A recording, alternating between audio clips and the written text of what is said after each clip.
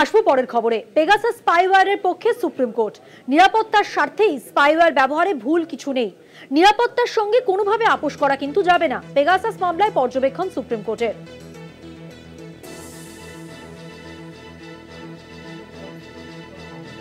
Pegasus স্পাইওয়্যারের পক্ষে supreme court. নিরাপত্তার স্বার্থে সঠিকভাবে পেগাসাস স্পাইওয়্যার ব্যবহার করা যেতেই পারে, এতে কোনো ভুল নেই। পেগাসাস স্পাইওয়্যারের পক্ষে সুপ্রিম কোর্ট। নিরাপত্তার স্বার্থে দেশে স্পাইওয়্যার ব্যবহারের মধ্যে ভুল কিছু নেই। প্রশ্ন হলো কার বিরুদ্ধে তা ব্যবহৃত হচ্ছে।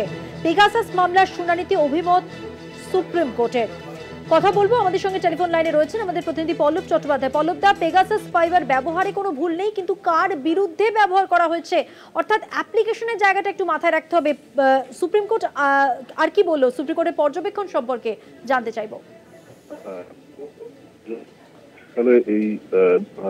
এই পেগাসাস স্পাইওয়্যার সম্পর্কে ভারতের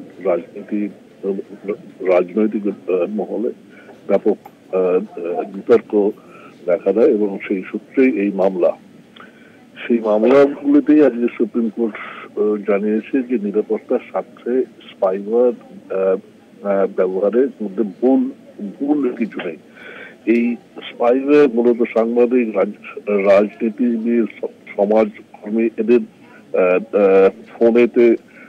ফোন বা কম্পিউটারেতে ব্যবহার করে তথ্য হাতানোর অভিযোগ হচ্ছিল, কিন্তু সুপ্রিম কোর্ট কিন্তু জানালো যে যদি সরকারের হাতে থাকে এবং যদি তারা ব্যবহৃত হয়ে থাকে, সেক্ষেত্রে কিন্তু দেশের নিরাপত্তার স্বার্থে কিন্তু তার মধ্যে অন্যায় কিছু নেই।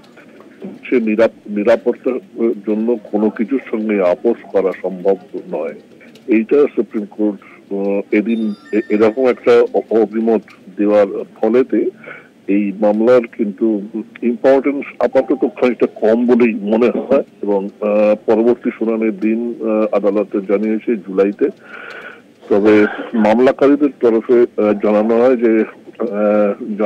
যে হোয়াটসঅ্যাপ এই পেগাসাস দিয়ে একটা মার্কিন যুক্তরাষ্ট্রে মামলা এনেছিল এবং সেই মামলার রায় তারা আদালতকে আমাদের সুপ্রিম কোর্টকে দেখাতে চায়।